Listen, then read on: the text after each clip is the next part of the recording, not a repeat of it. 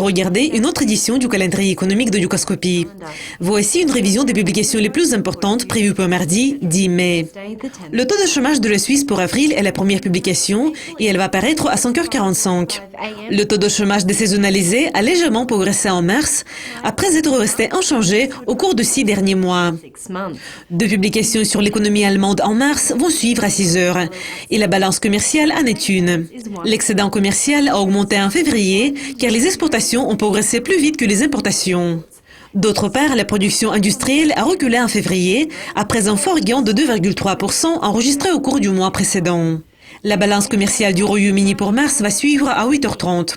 Le déficit commercial s'est contracté de 0,4 milliard de livres sterling en février car les exportations de biens et de services se sont accélérées. Les publications suivantes vont paraître à 14h GMT et c'est celle des stocks des grossistes des États-Unis pour mars. Les stocks reculent depuis 2 mois et la baisse de février a été la plus forte sur plus de 3 ans. Les nouveaux emplois JOLT des États-Unis pour mars sont attendus à la même heure.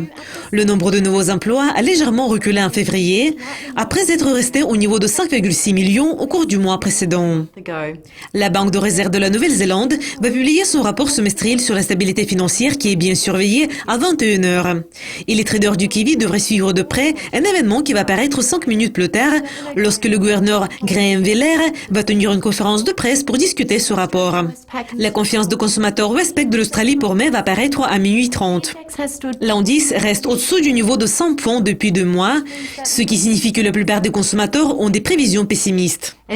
L'indice avancé du Japon pour mars va conclure l'ordre du jour à 5 heures.